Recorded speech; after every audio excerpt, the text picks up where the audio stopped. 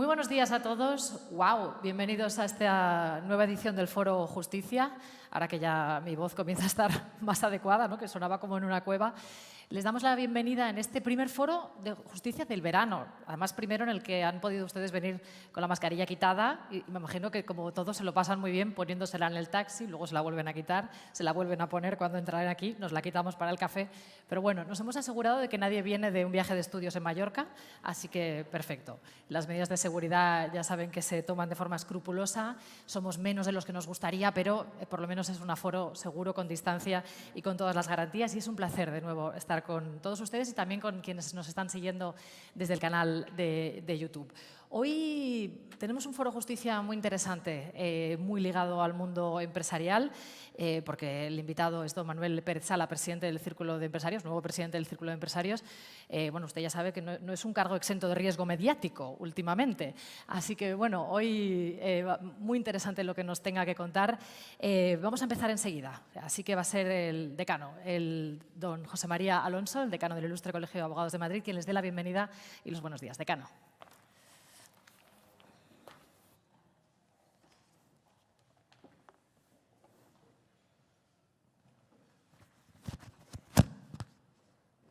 Me he cargado esto.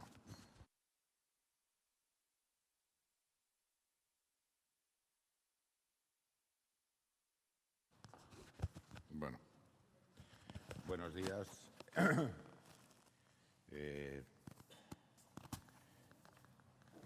Señora doña Yolanda Ibarrola, viceconsejera de Justicia de la Comunidad de Madrid, doña Eva Martínez Blázquez, viceconsejera de Empleo de la Comunidad de Madrid, don Juan Pablo González Herrero, presidente de la Audiencia Provincial de Madrid, don Sebastián Lastra, letrado de la Administración de Justicia, coordinador. Muchísimas gracias a todos por estar hoy aquí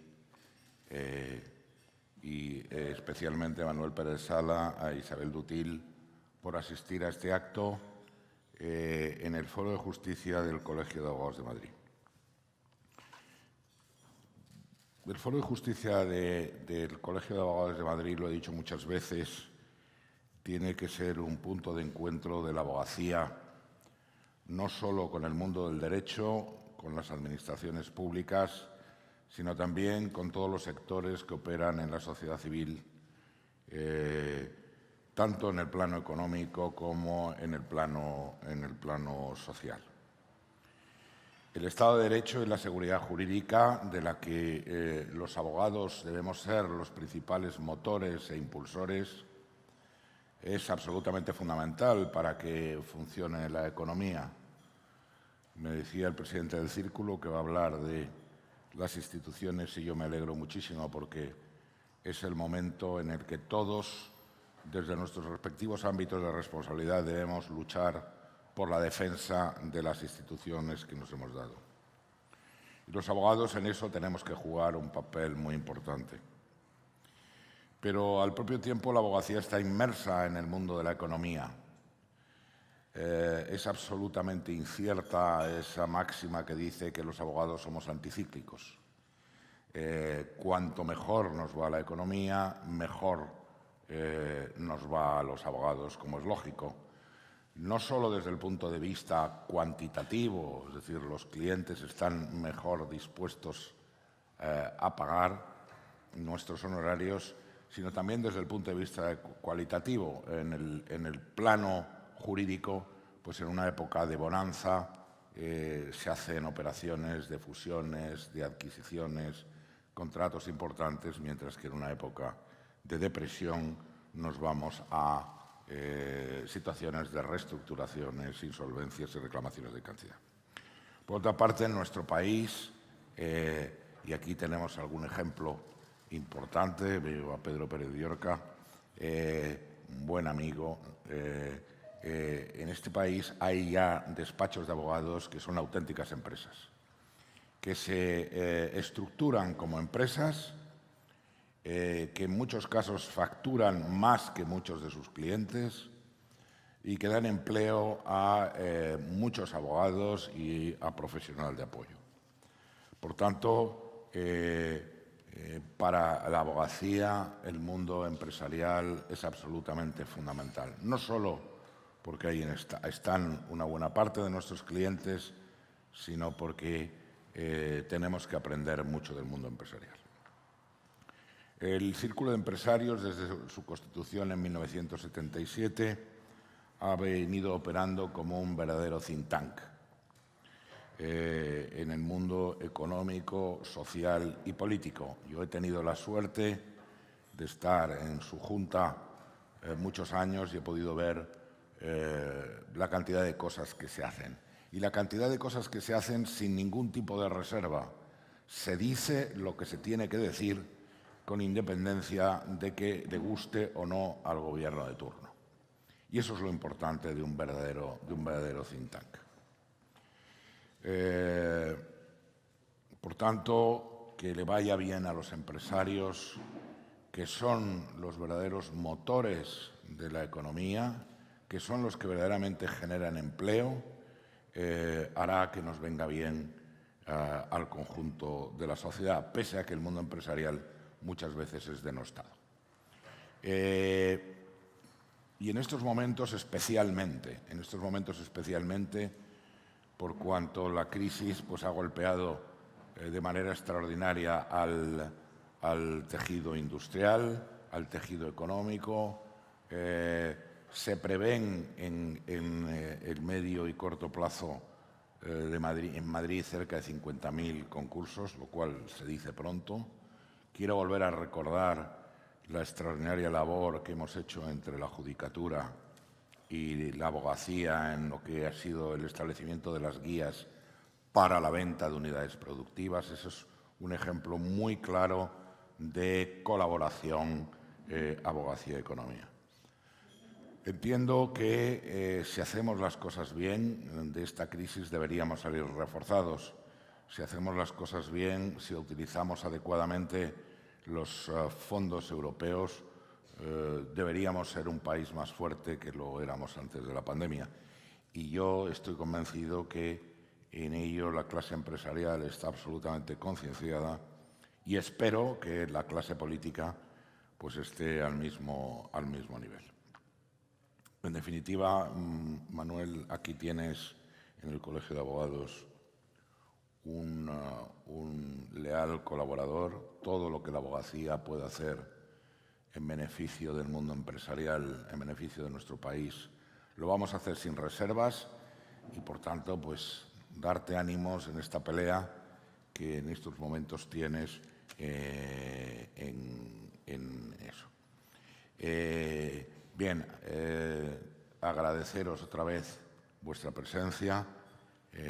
Voy a citar algunos, como es el caso de Verónica Ezcurra, que es la coordinadora provincial del TSJ, o Joaquín García Romanillo, el vicepresidente de la Mutualidad, o Pedro Irigoyen, que, en fin, tiene un papel para este colegio absolutamente fundamental y como además sé que van a seguir.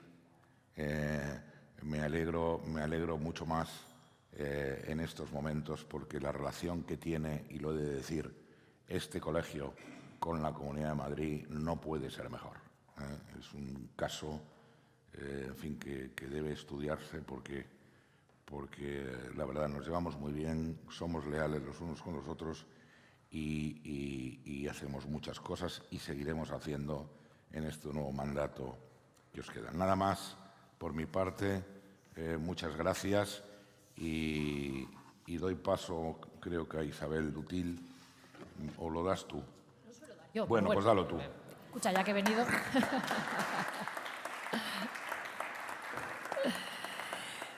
Exactamente, solo para dar paso y la verdad es que el decano ya tiene completamente por la mano el Foro Justicia, pero bueno, como a mí me gusta venir, ¿verdad? Pues vamos a dar paso a quien va a presentar hoy a nuestro invitado, a don Manuel Pérez Sala, es Isabel Dutil, que es presidenta del Grupo de Trabajo Seguridad Jurídica del Círculo de Empresarios, para hacer esta presentación y comenzar este foro donde vamos a admitir preguntas de colegiados. Pueden ustedes redactar preguntas si les apetece para ese tramo en el que el invitado va a poder responder, representando al nervio de la economía, ¿no? como comentaba, tenemos ante nosotros ese gran reto de superar la enorme caída del año 20, un 10,8 de caída de PIB, y ahora con las ayudas europeas que están a punto de llegar y esa recuperación que todos esperamos y todos ansiamos, está desde luego las empresas en el punto de mira. Así que, señora Dutil, Isabel Dutil, por favor, gracias.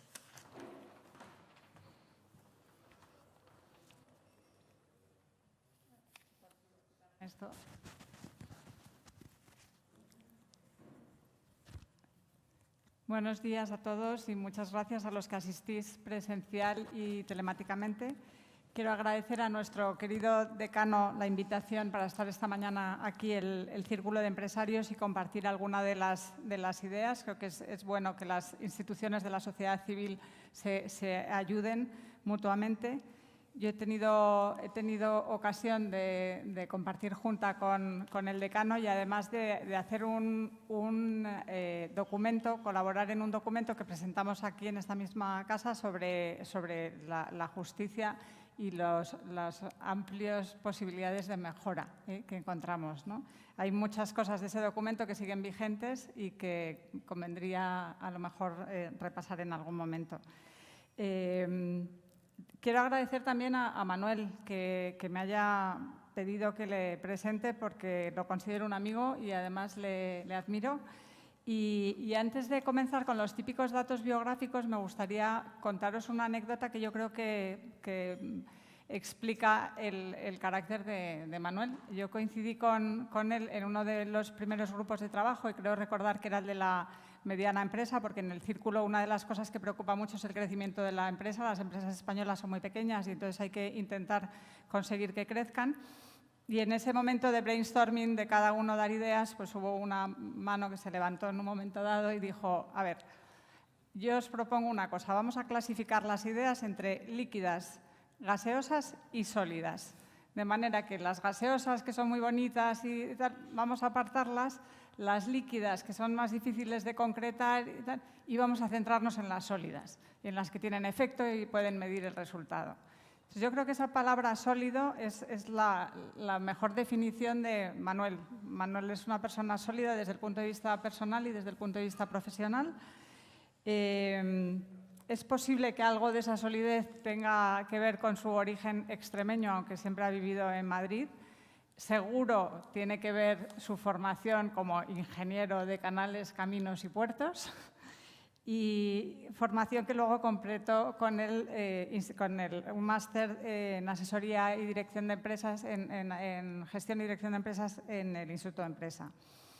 En su carrera profesional ha desempeñado distintos cargos directivos, ha sido director de inversiones, miembro de consejos de administración, por señalar alguno en particular, en la Unión Española de Explosivos, la época en la que se realizó la escisión del grupo de lo que luego sería Maxam, ocupándose de la Dirección Financiera y Desarrollo Corporativo, y luego ha sido miembro de diversos consejos en empresas de distintos sectores y en la actualidad es además el socio director del Grupo Perseo, que es un grupo que se dedica a asesoramiento en capital riesgo, en private equity y en asesoramiento financiero y de inversiones en general.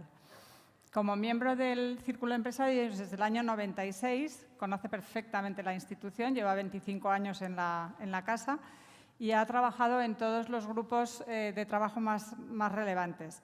Ha coordinado trabajos de gran calado, como el documento sobre la necesaria reforma de las administraciones.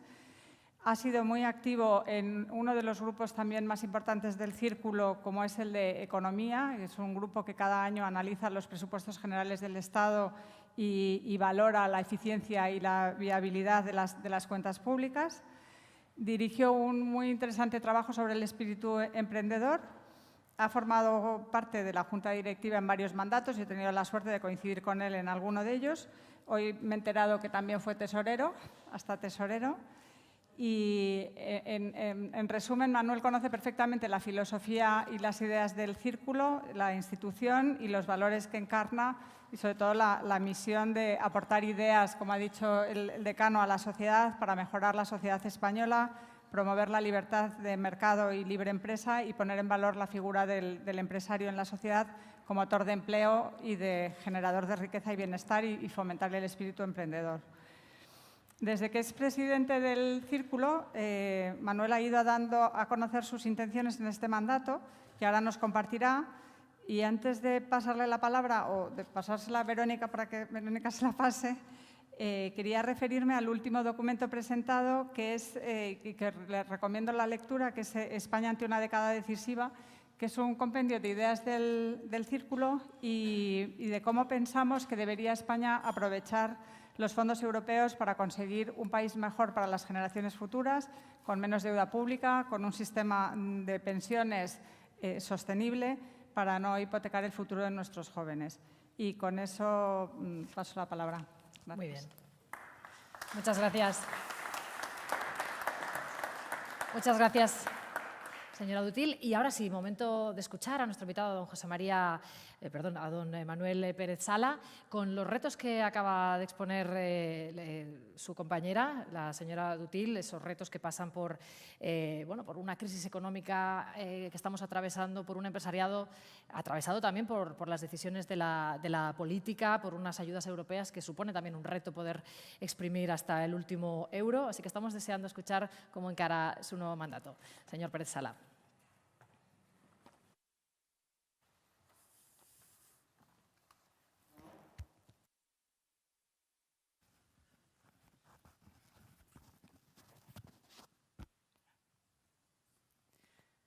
Buenos días.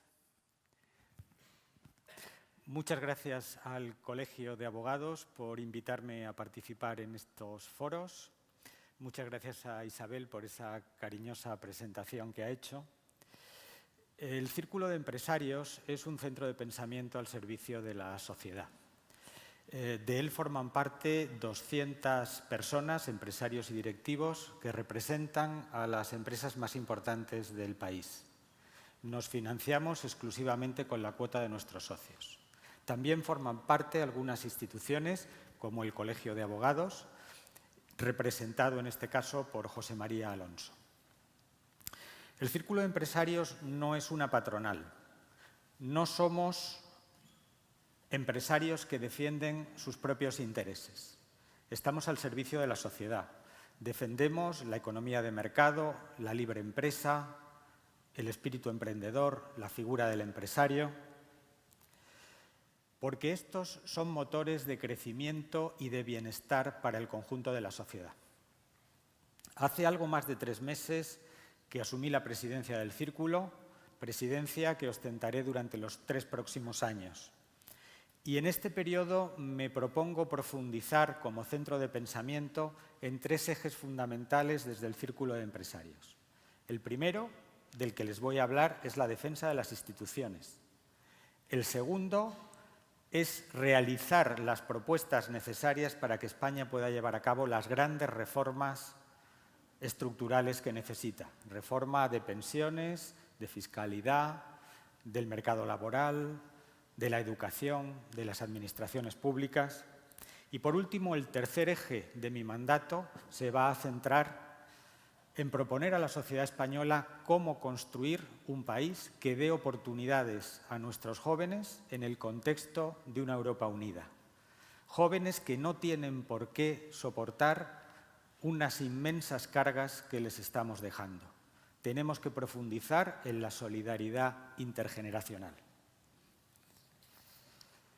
Hace muy poco, como decía Isabel, presentamos un documento, España ante una década decisiva, que está a su disposición en nuestra página web. Y dentro de muy poco tiempo presentaremos otro documento sobre las instituciones, pilar sobre el que se asienta nuestra convivencia y el desarrollo de todas nuestras actividades económicas. El Círculo de Empresarios no puede ni quiere desentenderse del debate público actual abierto sobre la necesidad de defender nuestras instituciones, nuestra Constitución, una sociedad libre, porque como empresarios tenemos la vocación de desarrollar nuestras actividades económicas en el contexto de una sociedad civil fuerte y dentro del Estado de Derecho. Principios que con absoluta seguridad compartimos con el Colegio de Abogados. En primer lugar, me gustaría mencionar que la calidad institucional y la seguridad jurídica son esenciales para el desarrollo equilibrado de la economía. Un país con una sociedad de calidad no tiene como consecuencia unas instituciones de calidad. Realmente es lo segundo a lo primero. Solamente un país con una fuerte calidad institucional tiene una sólida sociedad y una sólida economía. Pero además de tener estas instituciones que garanticen el libre ejercicio de nuestra voluntad, necesitamos dedicar recursos y tiempo permanentemente a mantener esta infraestructura institucional, a repararla y a mantenerla en buen estado. Sobre la solidez de nuestras instituciones, construiremos dentro del Estado de Derecho una democracia liberal, una democracia en la que la libertad de los individuos esté garantizada por la ley, todos seamos iguales ante la ley, todos tengamos las mismas oportunidades.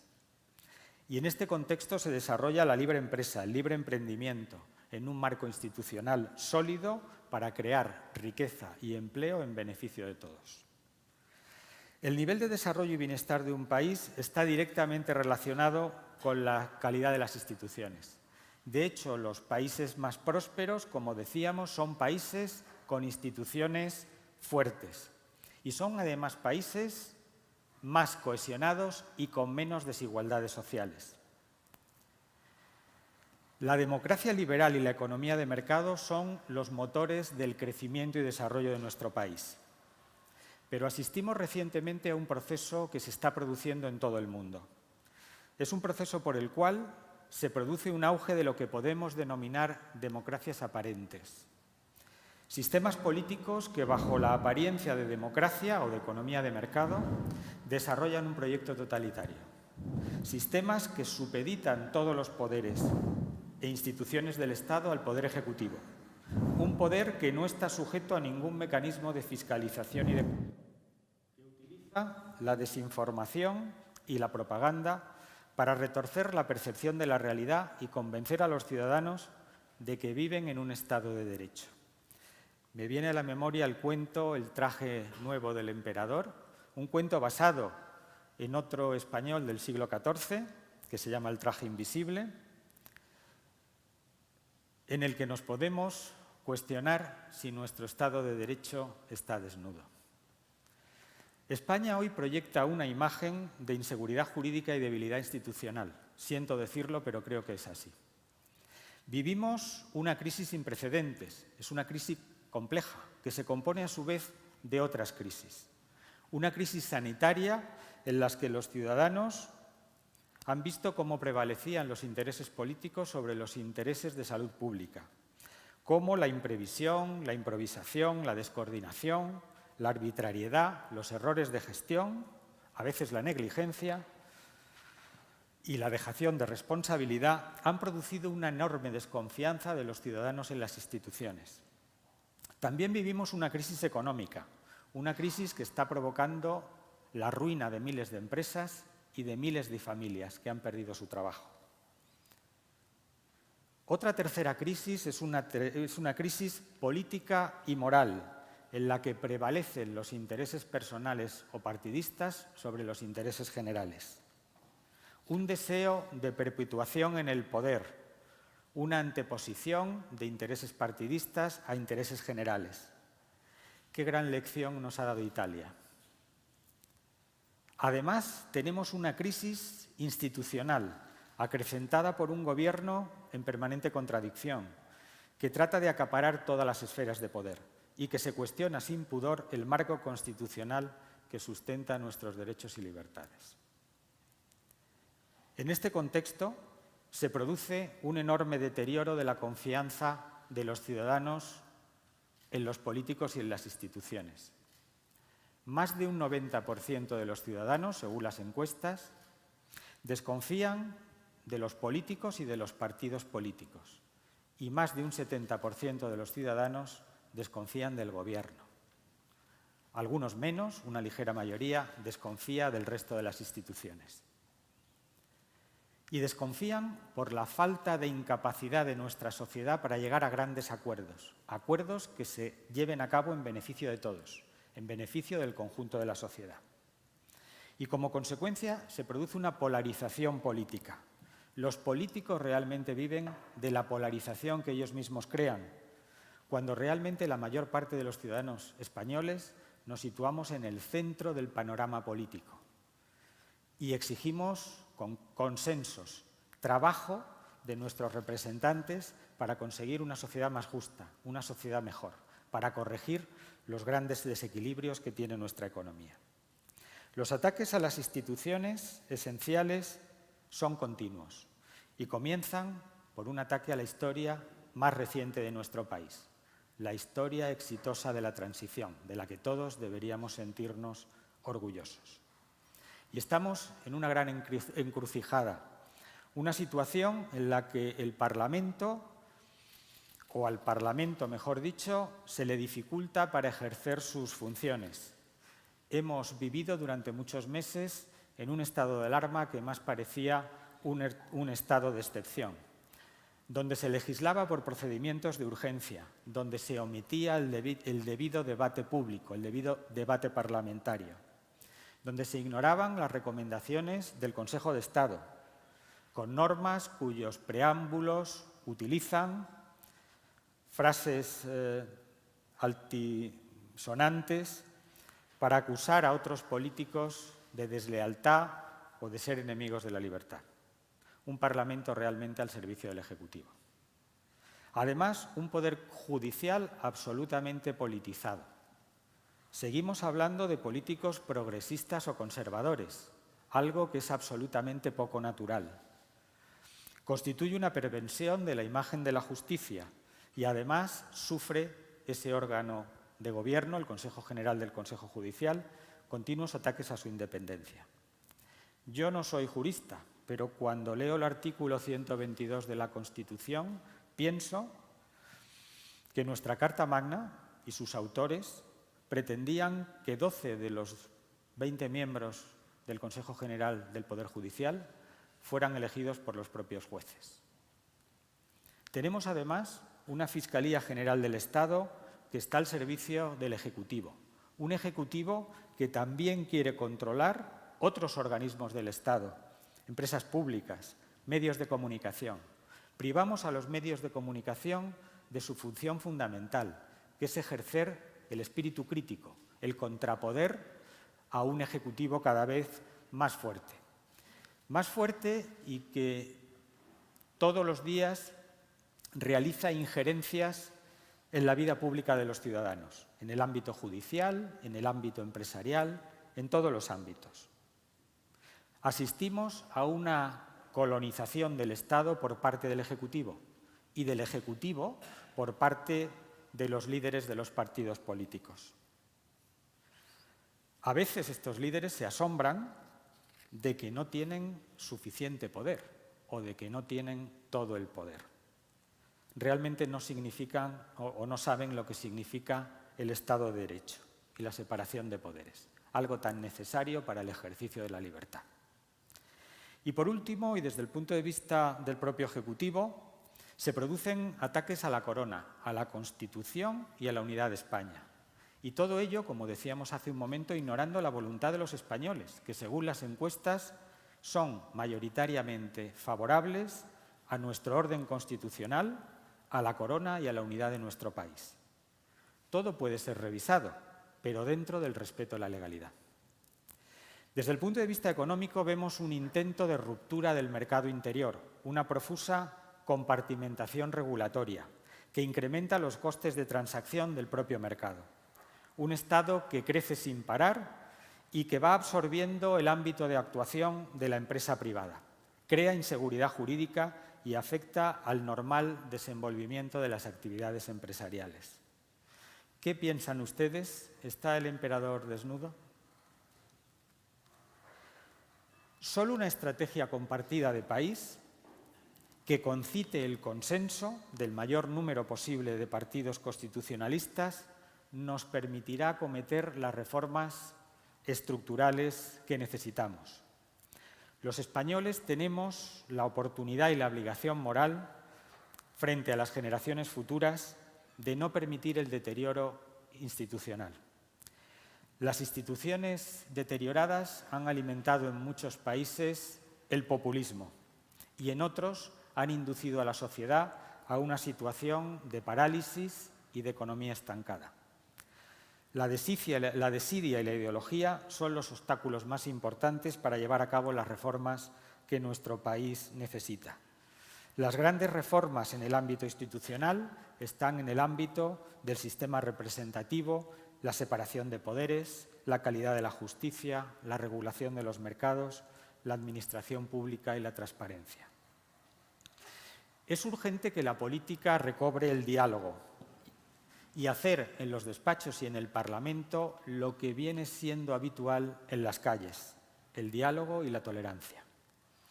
España es uno de los países más antiguos de Europa, que ha sabido hasta ahora asumir los grandes retos de la historia y cuenta con grandes fortalezas.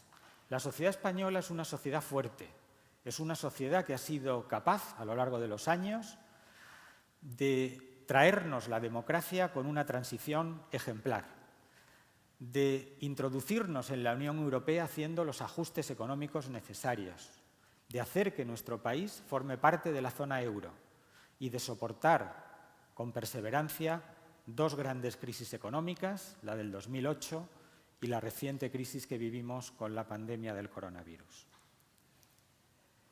Además, es una sociedad que tiene voluntad de acuerdo, es una sociedad que ha sido capaz de llegar a grandes pactos y que sería capaz de llegar y de aceptar las reformas necesarias, como ha hecho Italia, eligiendo a alguien que pueda liderar las grandes reformas que necesita ese país. Es importante que aquellos que no sean capaces de ver que nuestro país necesita consenso, necesita diálogo, necesita grandes acuerdos para llevar a cabo las grandes reformas, dé un paso atrás y dejar a aquellas personas que sí tengan vocación de concordia y de llegar a acuerdos, asumir el liderazgo. Por último lugar, España cuenta con la enorme ventaja del apoyo europeo. Europa ha sostenido nuestro país durante los últimos meses. Todas las emisiones de deuda pública han sido, de la corona española, del Tesoro Público, han sido asumidas por el Banco Central Europeo. Ahora, la Unión Europea nos ofrece un programa, el de recuperación, transformación y resiliencia, con el cual podemos contar con fondos necesarios para llevar a cabo las grandes reformas que necesitamos. Es una oportunidad que no podemos desaprovechar y una enorme responsabilidad para todos. También son muchos los retos que debemos afrontar. En primer lugar, terminar mediante una vacunación masiva con la protección sanitaria del conjunto de la sociedad española. Debemos iniciar la recuperación económica, una recuperación que no está exenta de retos significativos. Debemos llevar a cabo las reformas estructurales, que en el círculo empresario siempre resumimos en 5 grandes reformas: mercado de trabajo, pensiones, administraciones públicas, educación y sistema impositivo. Debemos recuperar la calidad de las instituciones y debemos reducir el déficit y la deuda pública como garantía de que vamos a dejar a nuestros hijos un país al menos como el que nosotros hemos recibido. Y son muchos los riesgos que nos amenazan. Nuestra recuperación todavía no es sólida. Las variantes del virus pueden amenazar este periodo de recuperación y además, hasta que el turismo extranjero no vuelva con absoluta libertad, no habremos recuperado los niveles de nuestra economía previos a la pandemia. Por otro lado, vivimos en un inhóspito ambiente político, cargado de postulados doctrinales, ideológicos, agravado por recientes decisiones como los indultos que dan alas a movimientos independentistas y segregadores. Un clima, además, poco propicio para la gestión, poco propicio para la transparencia y la eficacia en la gestión de los fondos públicos, que alimentará, Dios no lo quiera, la tentación de una asignación partidista de los recursos procedentes de Europa y que podrían poner en riesgo las reformas estructurales necesarias. Como decíamos hace un momento, es necesario recuperar el ritmo de progreso y bienestar y ejecutar públicamente lo que decíamos que es normal en la sociedad española: el consenso y la convivencia en el centro del espectro político. Por último, comentar que de esta crisis no vamos a salir con más Estado, vamos a salir con más espíritu emprendedor y con más iniciativa privada. En un país que ha conocido un proceso de intensa modernización durante los últimos 50 años, aunando democracia y apertura al exterior, ampliando derechos y libertades, a la vez que progreso económico y creatividad empresarial, este país no está desarmado para enfrentarse a los grandes problemas que vive la sociedad actual. Somos una democracia plena, aunque seriamente deteriorada en su funcionamiento y credibilidad. Quizá no seamos una gran potencia, pero somos un gran país. Saldremos de todas estas dificultades aunando esfuerzos. Empresarios y abogados somos agentes relevantes de la sociedad civil y nuestro país nos necesita. Querría terminar con una frase del padre del liberalismo británico, Edmund Burke, que decía: para que triunfe el mal solo se necesita que los hombres buenos no hagan nada. Muchas gracias.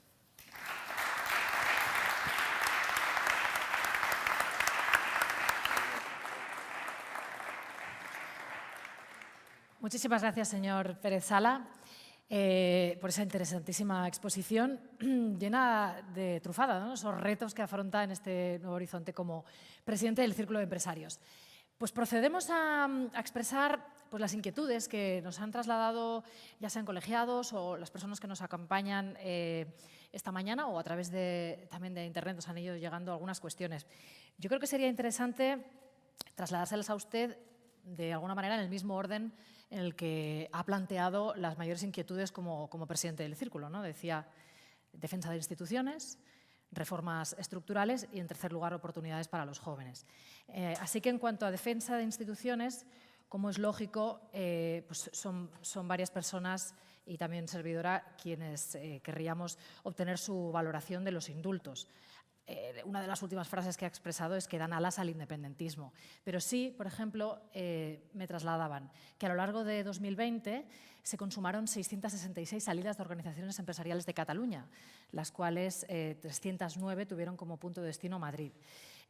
Claro, de alguna manera subrayando la huella que ha dejado el independentismo en el tejido empresarial catalán. Y la pregunta es, valoración de los indultos y si cree que pueden generar un ambiente que favorezca la confianza y el regreso de empresas a Cataluña.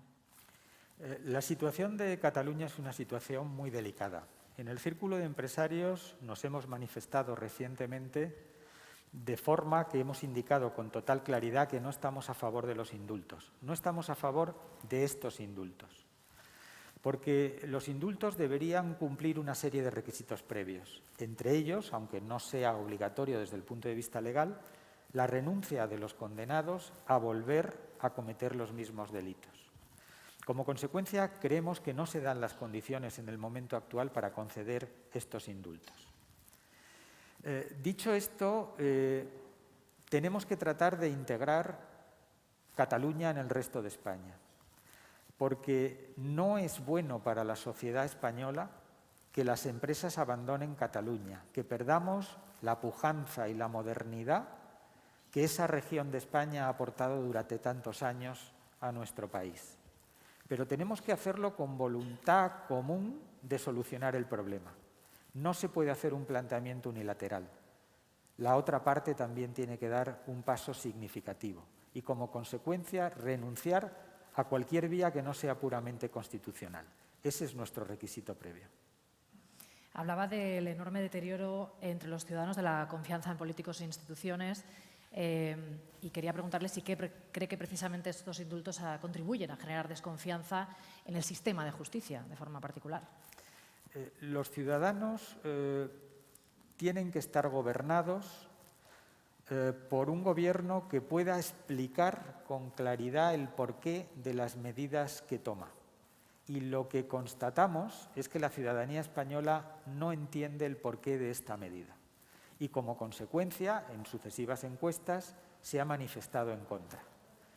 Yo creo que la ciudadanía española sería capaz de aceptar medidas de conciliación o de reunificación que pudieran ser entendidas, pero estas no lo son. Más cuestiones, siguiendo la estructura que ha expuesto.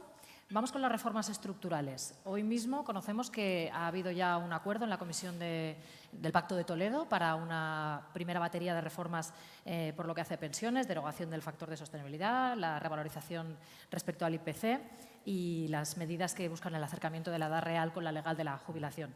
Quería preguntarle su valoración al respecto de estas medidas y las que se han quedado en el tintero, como por ejemplo el retraso de las penalizaciones de jubilación anticipada o el cálculo del cómputo para la pensión.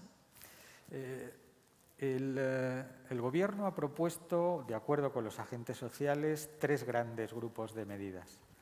La primera de ellas es el traslado de lo que denominan gastos impropios desde la Seguridad Social hasta o hacia los presupuestos generales del Estado. Esto simplemente equilibra las cuentas públicas durante 2 años.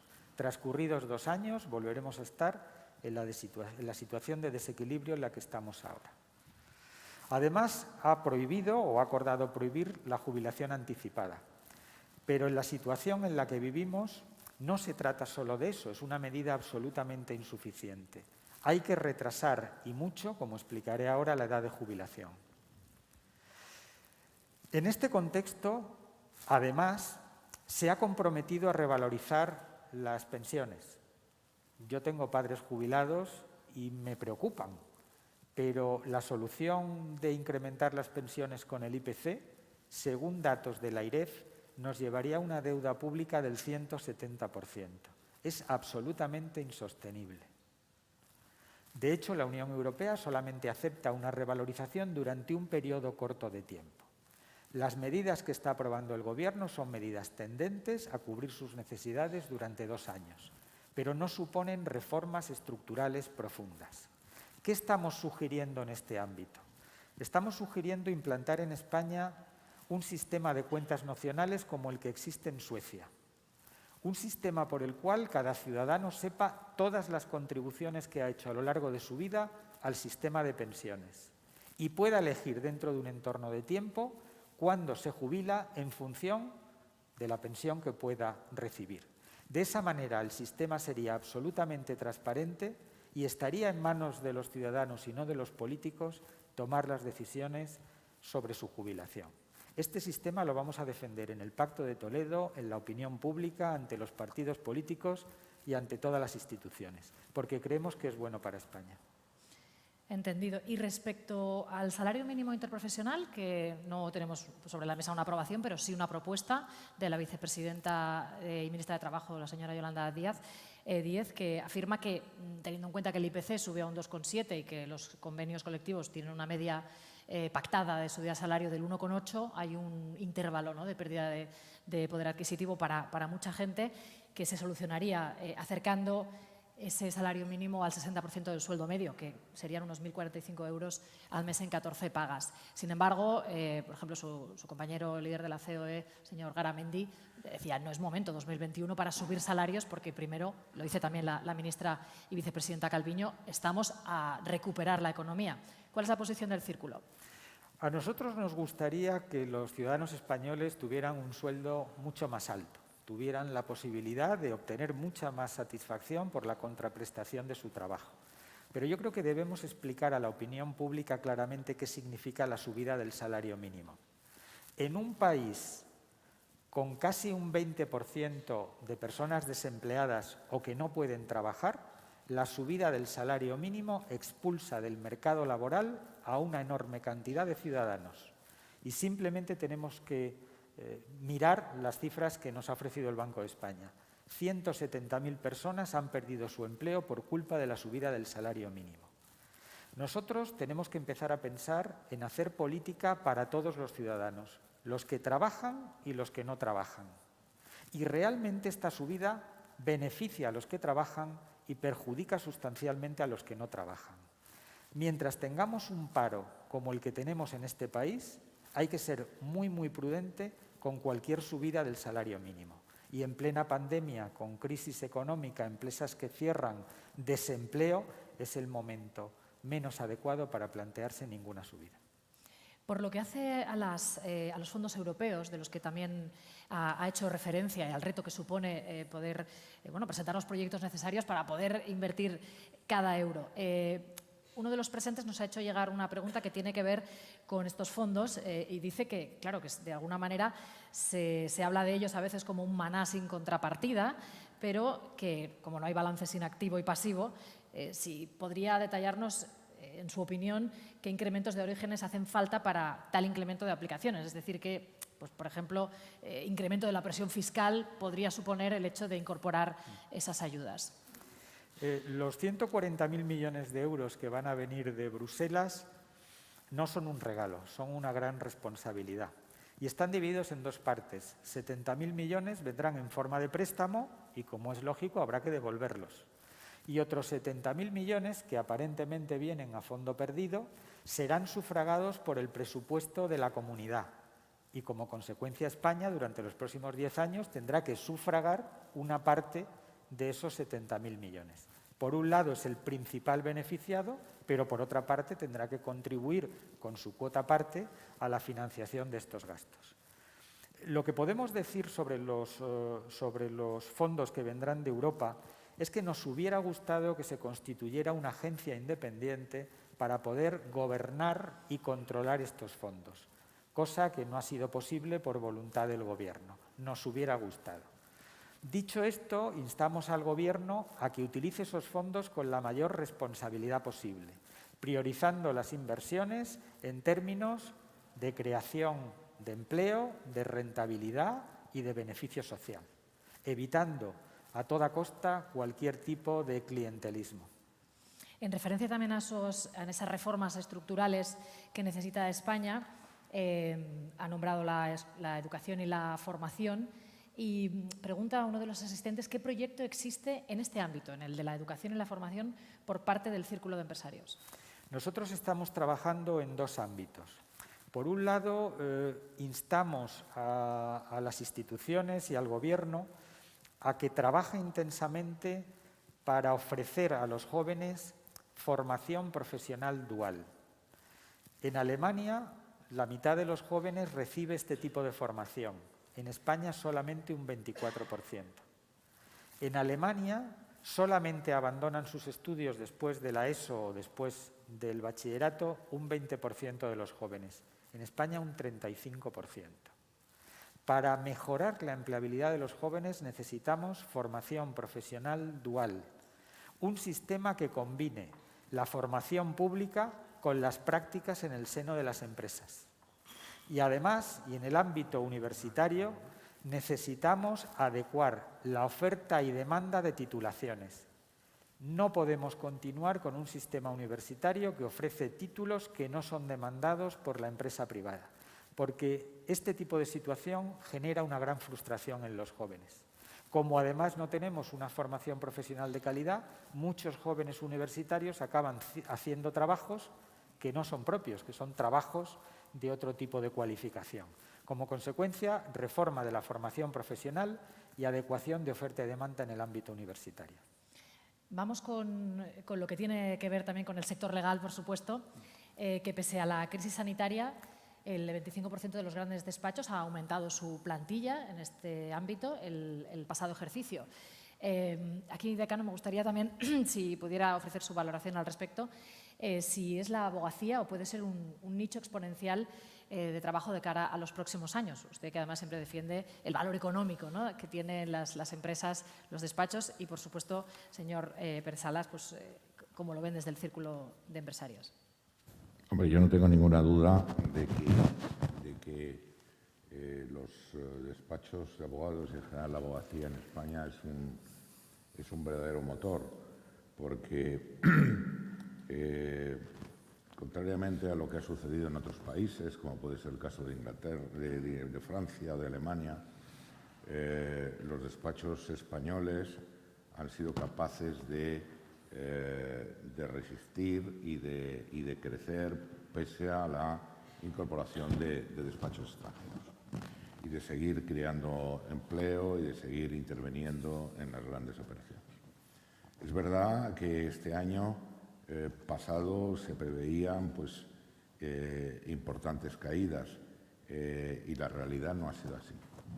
Yo creo que los despachos primero se han dotado de medios tecnológicos muy sofisticados, han mejorado muchísimo su productividad y por tanto, pues han sido capaces de impulsar este crecimiento, ¿no? Y ya no me refiero solo a la abogacía, me refiero en general a todas las profesiones. Recientemente presentábamos en la Unión Interprofesional un informe que hacía el Colegio de Economistas, del que se derivaba que las profesiones, los 400.000 profesionales que integramos los colegios en la Comunidad de Madrid, y si le sumas otros 600.000 que no están colegiados, representamos cerca del 23% del Producto Interior Bruto de la Comunidad de Madrid y el 5% del Producto Interior Bruto nacional. Por tanto, yo creo que somos un auténtico motor, que estamos haciendo las cosas muy bien, que este ejemplo de los grandes despachos tiene que ir permeando a los medianos y pequeños, y ahí tiene que estar el colegio para ayudarles, es decir, a través de procedimientos de gestión de despachos en los que se analiza pues, las políticas de contratación, las políticas comerciales, las estructuraciones internas, la salida fuera de nuestras fronteras, etc. O sea que yo, en ese sentido, soy razonablemente optimista. Señor Pérez Salas. Efectivamente, la unión de empresa y abogacía es algo absolutamente fundamental. A lo largo de mi vida profesional, que ha estado centrada en la inversión, yo suelo decir que no hago nada sin contar antes con el visto bueno de mi abogado. Porque es fundamental respetar las normas, es fundamental atenerse a la seguridad jurídica de las acciones que cada uno desarrolla. Y como consecuencia, esa simbiosis de sociedad civil entre abogados y empresarios es absolutamente necesaria. Así que deseo un buen futuro al gremio. En concreto, ¿ve posibilidad de que las empresas del ámbito legal, del sector de la justicia, los despachos, puedan tener un buen acceso a las ayudas europeas? Esos 9.000 millones que llegan ya en julio, que serán, creo, 17.000 en todo 2021 y lo que está por venir. Estoy seguro de que lo tendrán, porque tendrán que hacer factibles dentro de la legalidad, dentro de nuestro marco de derecho, el conjunto de actuaciones que se van a poner en marcha en el ámbito de los fondos Next Generation, con lo cual estoy seguro que de una forma o de otra participarán en este proceso. Sí, claro. Yo creo, y en eso estamos intentando todos, que parte de estos fondos deberían ir a la Administración de Justicia. Porque la Administración de Justicia siempre ha sido, si se me permite, el patito feo de cualquier administración. Parece que invertir en justicia no da votos. Y cuando pues uno como yo, que hemos estado al frente de grandes firmas, vemos cómo valoran los inversores extranjeros la seguridad jurídica, el Estado de Derecho y sobre todo el buen funcionamiento de sus tribunales, creo que una inversión en la Administración de Justicia es absolutamente fundamental. Y por tanto, espero que el Gobierno sea consciente de que no son palabras, es que es una realidad. Es una realidad. Más cuestiones que nos han llegado y que tienen que ver con la exposición que ha hecho el señor Pérez Salas, que ha hablado de la polarización, de la enorme polarización que detecta, me imagino que de forma personal también como presidente del Círculo. Y la pregunta en este caso es si cree que la ciudadanía resiente ese ambiente de crispación política que va en aumento y, sobre todo, las recetas. No sé si tiene alguna que pueda lanzar al Ejecutivo o a quien convenga para minimizar esa polarización y esa crispación. Decía hace un rato que las organizaciones que componemos la sociedad civil tenemos la obligación de participar en este proceso que estamos viviendo, al menos declarando de forma abierta qué opinamos. Y he tratado de expresarlo con claridad. La sociedad española no está polarizada, están polarizados los políticos. Nuestros políticos utilizan la crispación como un mecanismo para distraer al ciudadano del debate de fondo, del debate sobre sus necesidades económicas y sociales. Alcemos la voz los miembros de la sociedad civil y pidamos a los políticos que cumplan con su obligación, que cuiden de los ciudadanos, de las personas que lo necesitan y reformen nuestra economía para que seamos capaces entre todos de superar estas enormes dificultades a las que nos tenemos que enfrentar.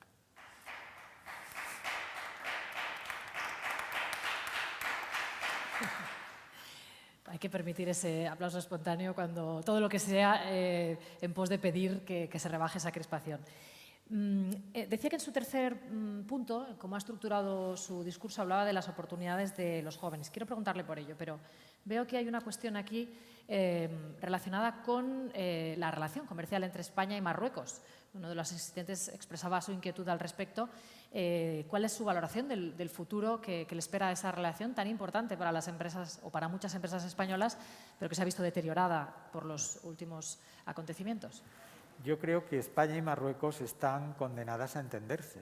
Son vecinos, tienen que convivir pacíficamente y debemos hacer una gestión diplomática que sea un pacto de Estado. No podemos tener diferencias en nuestra actitud hacia nuestros vecinos y nuestros socios diferentes en función de que gobierne un partido u otro. Con lo cual yo lo que animo es a buscar ese gran pacto de Estado sobre las relaciones exteriores de nuestro país y buscar una fórmula de convivencia con Marruecos para que sea nuestro aliado y no nuestro enemigo. Vamos con el paro juvenil.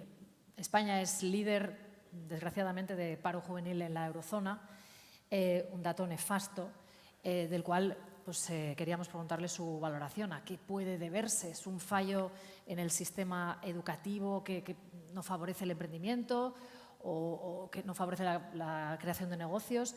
Y si cree que a nivel administrativo existen suficientes apoyos. Yo creo que el problema del desempleo juvenil está causado o tiene varios orígenes. Uno de ellos es el educativo, es decir, no tenemos los jóvenes preparados para poder insertarse en el mundo económico, en el mundo laboral, de acuerdo con la demanda que este mundo económico ofrece. Ese es el primer aspecto, el aspecto educativo.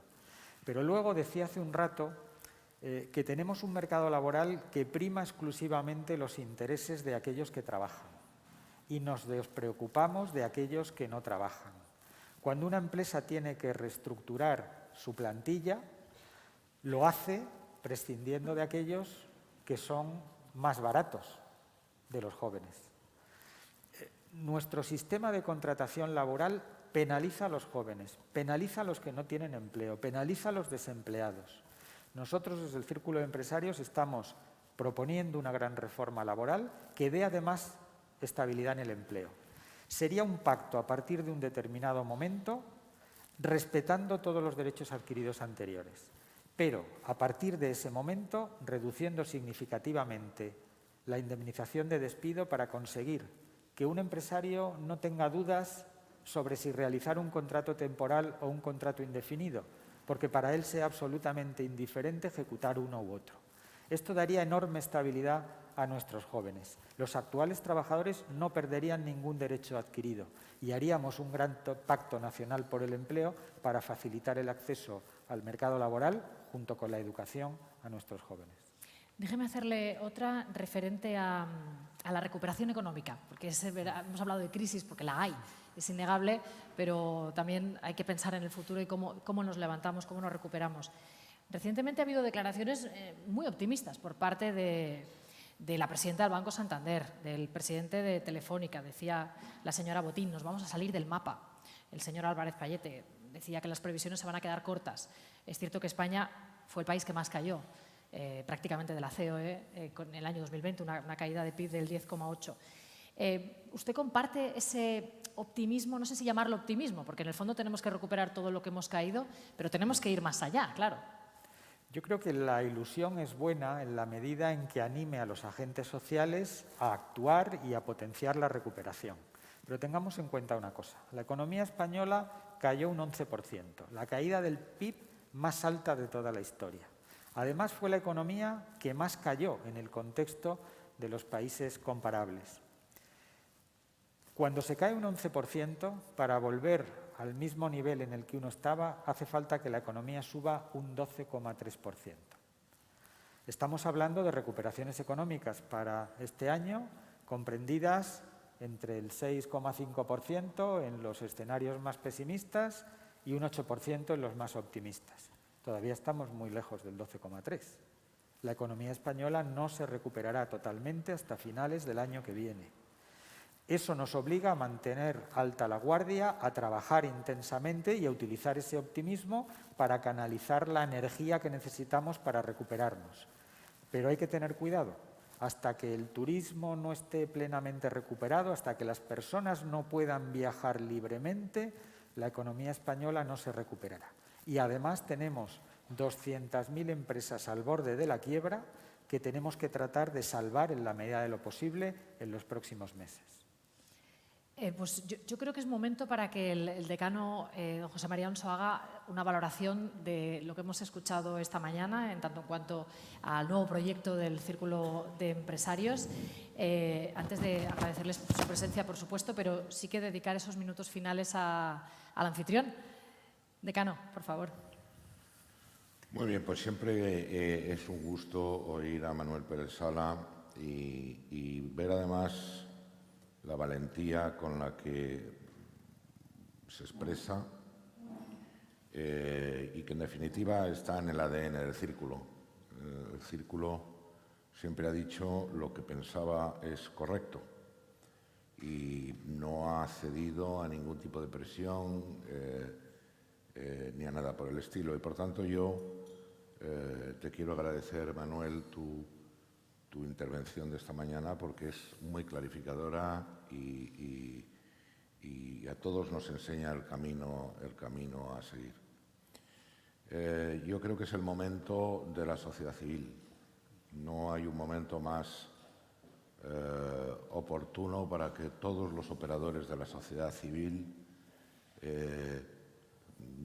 intentemos impulsar el desarrollo de España. Yo creo que España tiene una sociedad civil muy buena, tiene una clase empresarial muy buena, una clase profesional muy buena y efectivamente los mensajes que se lanzan públicamente no expresan la realidad de lo que está pasando y eso me lleva a mí a tener un cierto optimismo.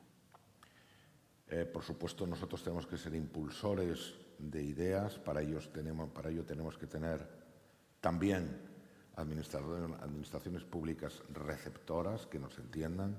Yo antes contaba el caso de la Comunidad de Madrid, que es un ejemplo en ese sentido, y estamos haciendo, por ejemplo, con el Ayuntamiento, estamos haciendo 120 proyectos en unión interprofesional para recuperar la Ciudad de Madrid, porque de las grandes crisis a corto plazo se producen grandes males, pero a medio y largo debería ser buenos. Yo siempre cito los ejemplos de Alemania y Japón, que los dejaron como la palma de la mano después de la Segunda Guerra Mundial y veamos cómo están ahora, ¿no?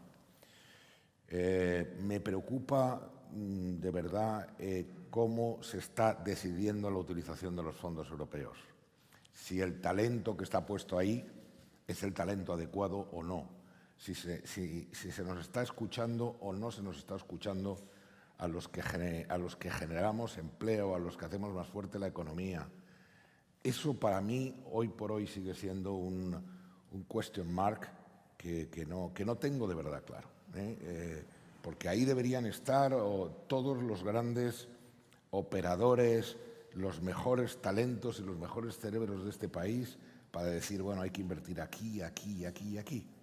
Porque estoy de acuerdo contigo en que el turismo tiene que ser el motor, pero también hemos aprendido que necesitamos que nuestro tejido industrial se refuerce, porque seguimos teniendo un tejido industrial comparado con otros países europeos más débil, ¿no? Yo creo que también deberíamos esto.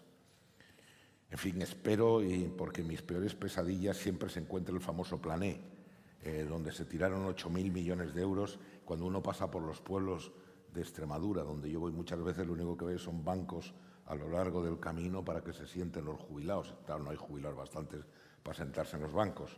Que de verdad lo hagamos de una manera correcta y lo hagamos de una manera bien. Por supuesto, la defensa de las instituciones, la abogacía está absolutamente comprometida con el Estado de Derecho, con la seguridad jurídica, con la Constitución, y así lo expresamos repetidamente. Has dicho una cosa que comparto en parte, pero en parte no. Cuando hablabas de la politización de la Administración de Justicia. Efectivamente puede haber politización en lo que son los órganos de gobierno, pero la Administración de Justicia, te puedo asegurar, después de 40 y tantos años de ejercicio profesional, que no está politizada. Son jueces independientes, son letrados de la Administración de Justicia independientes, que hacen todos los días su trabajo y que no aceptan presiones de ningún tipo. ¿Pero qué es lo que se cree la ciudadanía? Que todo es lo que parece está sucediendo con el Consejo General del Poder Judicial. Yo quiero decir que eso no es verdad, y que tenemos una Administración de Justicia fuerte, gracias a la cual estamos salvando los muebles. Porque si no, yo creo que las determinadas situaciones habrían terminado mucho peor de lo que está sucediendo. En fin, que nos tenéis aquí, que somos actores económicos, que valoramos muchísimo cuánto la seguridad jurídica es importante para vosotros, y por consiguiente no vamos a cejar en la defensa, cueste lo que cueste y sin pelos en la lengua como tú tampoco los tienes. O sea que muchísimas gracias, Manuel, muchísimas gracias, Isabel, muchísimas gracias nuevamente a Tirant lo Blanc, a su presidente que nos acompaña, por hacer posible estos semidesayunos, pero que espero que en poco tiempo sean mucho más completos y que podamos, en fin, disfrutarlos mejor. Bueno, Verónica ya es una experta en estas lides y la sensación de estar hablando sin nadie delante, como hemos tenido durante la pandemia, es muy dura. Pero lo haces excepcionalmente bien, Verónica, y yo te lo agradezco. El placer de es corazón. mío, ya lo sabe. Muchísimas gracias, decano, por esas palabras. Vale. Gracias, señor Pérez Sala, gracias, señor Ladutil, a los presentes, a quienes nos han acompañado a través del canal de YouTube. Y, por cierto, enhorabuena al colegio por esa preciosa campaña ayer de apoyo al Día del Orgullo con esas togas arcoíris y por ese lema, más juicios, menos prejuicios, por la igualdad y por la diversidad. Precioso. Muchísimas gracias. Adiós.